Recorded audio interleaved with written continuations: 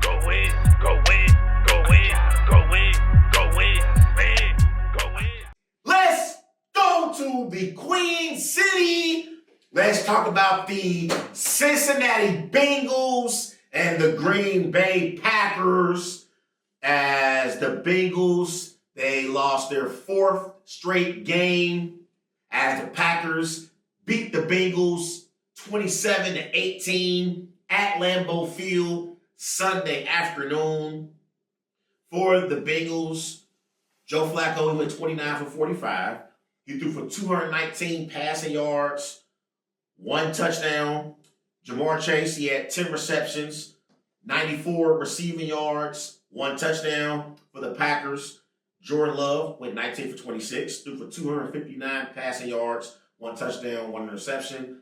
And Josh Jacobs, 18 carries, 93 rushing yards, 2 touchdowns. So, obviously, I watched Bengals-Packers Sunday. I went over to my people's house. Obviously, they are Bengal fans, die-hard Bengal fans. And I watched this game with my peoples on Sunday.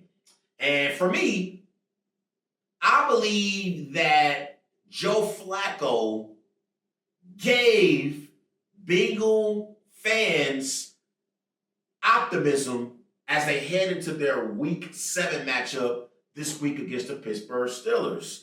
And I'm looking at the game, and considering the circumstances, I actually thought Joe Flacco played pretty well.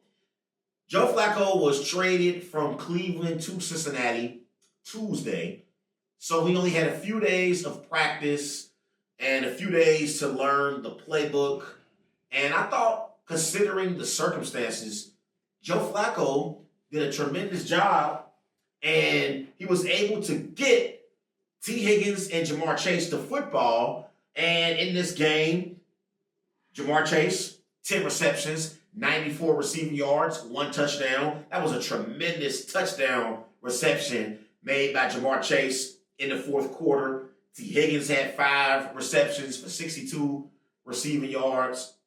And if you are a Bengals fan, if you are a Zach Taylor, if you're explaining to Joe Flacco what his number one job is, his number one job is to get the football to his playmakers in Jamar Chase and T. Higgins. And that's exactly what Joe Flacco did. And I felt like the Bengals offensive line, they actually did a pretty good job. They only gave up 1 sack, and the Packers pass rush featuring Michael Parsons and Rashawn Gary and Lucas Van Ness is one of the best defensive fronts that can get to the quarterback in the NFL. And considering that, I thought the Bengals offensive line did a pretty good job at having Flacco get the football out of his hands, and he was able to hit Chase and Higgins on some routes on the perimeter. And that's what it's going to take for the Bengals to be able to move the football. In this game, the Bengals had 213 passing yards, 268 total yards for the game, but they only had 55 rushing yards. Chase Brown, 9 carries, 42 rushing yards. He averaged close to 5 yards per carry, and for whatever reason, Zach Taylor decided not to give the football to Chase Brown. That made no sense to me. Made no sense. And I thought the Bengals actually stayed competitive enough in this game to where you should not abandon the running game. Chase Brown's averaged 4.7 yards per carry in this particular matchup against the Packers.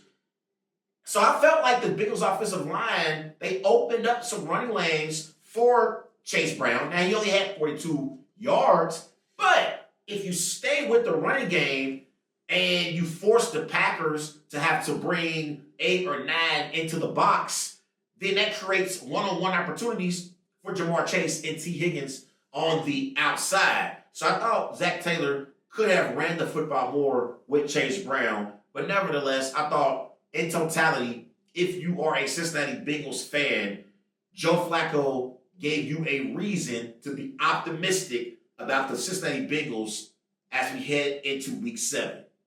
Because Jake Browning was so bad, he couldn't even get Jamar Jamar Chase and T. Higgins the football. And speaking of Jamar Chase, this is his 12th game with 10 receptions and a receiving touchdown.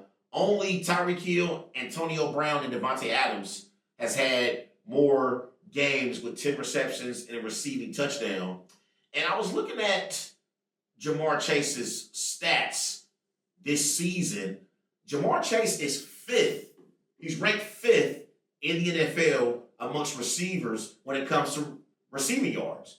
That is absolutely incredible by Jamar Chase. This is clear evidence that Jamar Chase is the best receiver in pro football. Jamar Chase is the best receiver in pro football. Jamar Chase, he's better than Devontae Adams. He's better than A.J. Brown. He's better than Puka Nacua.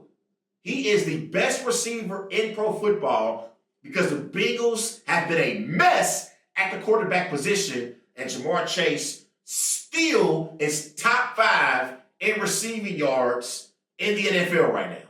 So that just shows you the greatness of a Jamar Chase. And I'm looking at the Bengals schedule, and if they can somehow beat the Steelers Thursday night, they have a Week 8 matchup at home against the Jets and a Week 9 matchup at home against the Bears. So the Bengals have 3 straight home games at Paycor Stadium here in the Queen City. If they somehow upset the Steelers Thursday night and they are 3-4, they can beat the Jets and the Bears without Joe Burrow. So if they are 5-4 heading into their Week 10 bye, that would give the Bengals a chance to go on a run in the second half and bring back Joe Burrow for the stretch run and possibly make the playoffs. These next 3 games for the Bengals at home against the Steelers Thursday night, Week 8 against the Jets, and Week 9 against the Bears. These are the 3 biggest games of the 2025 season. Because if Joe Burrow does come back in December and they win these next 3 games and they're 5-4 heading into that bye week in Week 10, you give yourself a chance to make the postseason if Joe Burrow does indeed return back to the field in December. So these next 3 games are critical for the Bengals' playoff chances if they want to have a chance to make the playoffs and have Burrow come back for the stretch run in December. Overall, I thought the Packers, they did what they needed to do to beat the Bengals. Packers came out of this game healthy for the most part. I thought Josh Jacobs had his best game of the season. He had 93 rushing yards, 2 touchdowns. Also had 5 receptions for 57 receiving yards for the Packers. I thought Matthew Golden had his best game of his career so far. 3 receptions, 86 receiving yards. That fourth quarter dime that Jordan Love threw to Matthew Golden up the sideline. Actually, Matthew Golden was coming across the field, and Jordan Love rolled out to his left, threw a dime to Matthew Golden.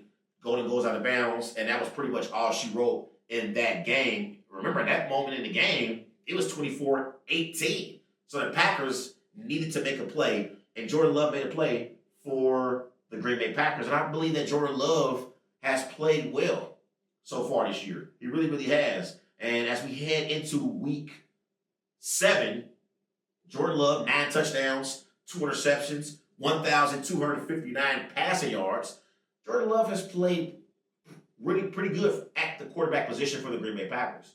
And so I believe that the Packers will be just fine. They did what they needed to do to beat the Bengals. They got the Cardinals in Week 7 in Arizona.